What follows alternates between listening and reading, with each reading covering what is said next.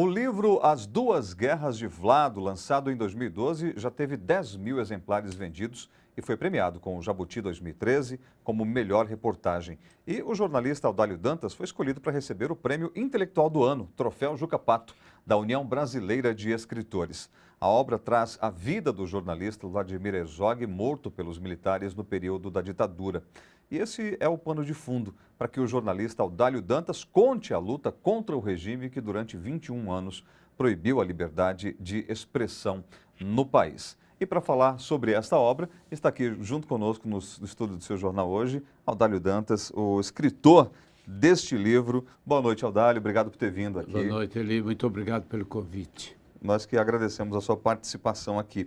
Audálio, como é que foi que foi recebida a notícia da prisão de Vladimir Herzog na época da ditadura militar? O senhor era presidente do Sindicato de Jornalistas na época, né? Exato. Bom, a prisão do Vlado e o assassinato do Vlado foi a culminância de um processo que vinha se arrastando desde julho em São Paulo, onde o DOI-CODE, os militares da extrema-direita, usavam o pretexto de que as redações estavam sendo infiltradas pelos comunistas. O comunismo era um fantasma de sempre, né? E nessa escalada foram presos a partir do dia 1º de outubro de 1975, 11 jornalistas que estavam na lista do DOI-CODE como acusados de atividades comunistas nas redações. O Vlado foi o 12º jornalista a ser preso. Na verdade, ele foi buscado e houve um acordo com a diretoria da TV Cultura, ele era diretor de jornalismo da TV Cultura, e houve um acordo e com os colegas, né, para que ele terminasse o trabalho dele, porque ele estava acompanhando a edição do Jornal da Noite. E ele foi aceito, ele se apresentou no dia seguinte, sábado, às 8 horas da manhã, e às 3, 4 horas da tarde, segundo os relatos que estão aí, ele estava morto, no mesmo dia. Todos os outros jornalistas foram torturados. Ele também foi torturado e morreu sob tortura. Eu estava em Presidente Prudente, onde tinha ido fazer uma palestra para estudantes, exatamente sobre liberdade de expressão. E lá no meio da madrugada de sábado para domingo eu recebi essa notícia e vim correndo de volta para São Paulo. E no Sindicato dos Jornalistas se operou uma rápida reação, partindo do princípio de que nenhum de nós aceitou a versão do suicídio. A versão oficial era de suicídio.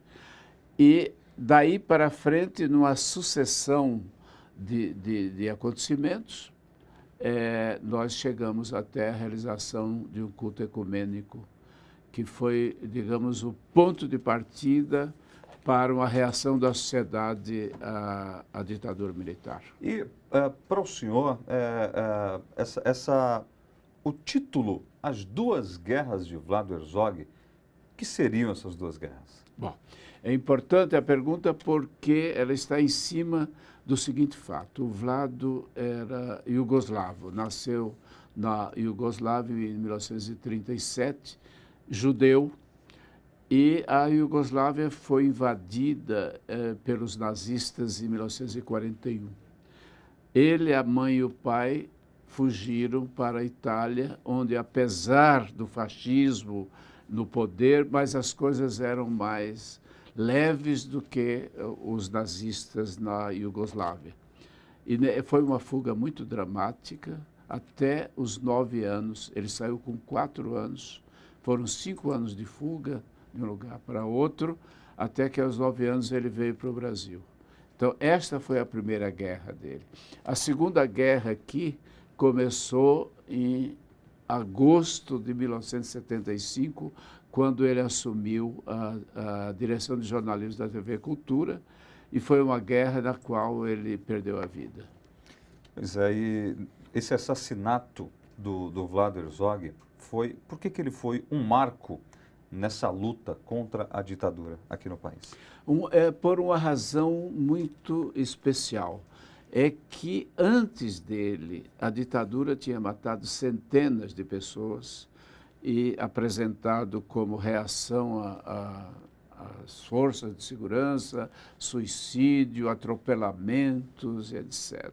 Os jornalistas sabiam que acontecia isso, não podiam divulgar.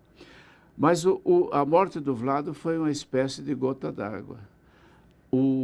Partiu do Sindicato dos Jornalistas de São Paulo o primeiro grito.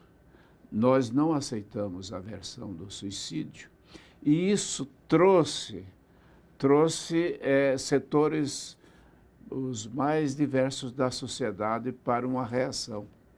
Essa reação começou porque o sindicato distribuiu uma nota no dia seguinte à morte, dizendo que a autoridade era responsável pela morte de quem tinha sob a sua guarda e convidava para o sepultamento, né?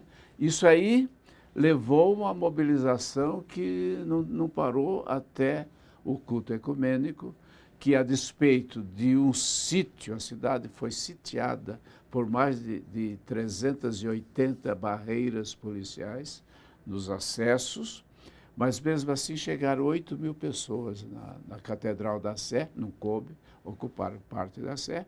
Se não fosse aquele cerco, poderíamos ter ali 100.000 pessoas ou mais.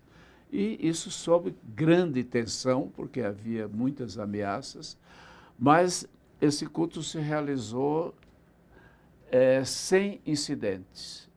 E eu acho que a sociedade deu uma demonstração de civilidade que contrariava diretamente a violência da ditadura. Eu vou pedir, Audário, que o senhor permaneça conosco só por um instante. Nós vamos a uma entrevista que fizemos no dia que o atestado de Vlado foi modificado como um reconhecimento do governo que foi realmente um crime. Vamos ver. É muito importante porque a família, durante 37 anos, 5 meses e 20 dias, foi humilhada com um documento mentiroso que nós tivemos que aceitar e que sustentava a farsa do suicídio. Então é mais uma mentira que se enterra e desaparece e é sepultada na nossa história. Acabou a mentira, acabou a farsa. Ele não suicidou. Ao mesmo tempo, qual é a ambiguidade? O Vlado podia estar vivo. O Vlado podia estar aqui. A gente reconhecer não basta. Hoje a gente tem que tentar organizar, através da Comissão da Verdade, um processo de mudança dos dias de hoje. Então, se a gente fala de Comissão da Verdade de uma maneira abstrata e reconhece os erros, e não diz, por exemplo, que os governos hoje têm na sua base pessoas que contribuíram para a ditadura militar, pessoas que elaboraram processos, leis durante a ditadura, a gente não consegue ter uma mudança. Audálio, o que esse reconhecimento feito pela Justiça, pelo governo, de que realmente foi um crime a morte de Vlado, o que isso representa? Bom, isso representa um avanço extraordinário, porque é preciso que se diga que todos os governos democráticos, depois da queda da ditadura, não tiveram, vamos ser claros, não tiveram a coragem de tomar medidas desse tipo, e isso veio com a Comissão Nacional da Verdade. É uma consequência direta da criação da Comissão Nacional da Verdade. Nunca aceitamos a versão do suicídio, e tanto é que, para pesquisar para esse livro, ainda hoje a ditadura se manifesta dentro do governo brasileiro. Eu fui ao Arquivo Nacional, que me exigiu o atestado de óbito em 2011. Eu disse que eu não apresentaria atestado de óbito porque aquele atestado de óbito era falso. E eu me recusava, estranhava que um funcionário do governo brasileiro me exigisse esse atestado. No ano seguinte veio essa decisão da comissão. Na verdade, que não é uma vitória da família Herzog, é uma vitória da sociedade brasileira. Quem teve parentes dado como suicida, atropelado, etc. e tal, tem o mesmo direito de exigir a retificação dos seus atestados. O senhor tem viajado por vários lugares mostrando o seu trabalho, a divulgação do seu livro e o lançamento que é feito. Nessas viagens, o senhor acredita que já está fazendo uma campanha junto aos jovens também contra esses regimes?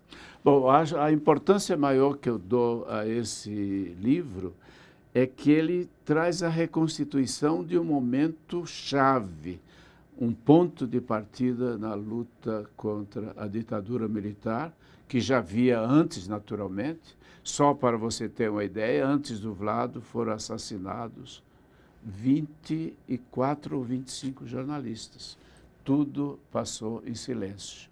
Então, esse momento foi muito significativo e, desgraçadamente, a maioria dos jovens hoje não sabe o que nós vivemos nesse país, aqueles 21 anos de ditadura. É absolutamente necessário que não só os jovens, mas toda a sociedade pense isso, porque de vez em quando aparece um débil mental dizendo: ah, mas no tempo da ditadura era melhor, era tudo, funcionava direito. Quer dizer, é uma ignorância muito grande. E eu acho que essa contribuição tem dado. Aliás, eu sou presidente da Comissão Nacional da Verdade dos Jornalistas, e essas viagens têm muito a ver com isso. E em cada estado, nesse momento, há comissões de jornalistas. Tudo isso é consequência da Comissão Nacional da Verdade, que estão ouvindo testemunhas de violências contra jornalistas, mas há advogados, médicos, engenheiros, etc. Nós estamos num momento muito importante nesse sentido. Audálio, nós queremos agradecer, primeiro parabenizar ao senhor pelo seu trabalho, pela vida de história nesse trabalho investigativo como jornalista e também como atuante, levando os direitos humanos sempre à frente. Nós queremos agradecer a sua presença aqui hoje de coração. Muito obrigado pelo convite. Um abraço.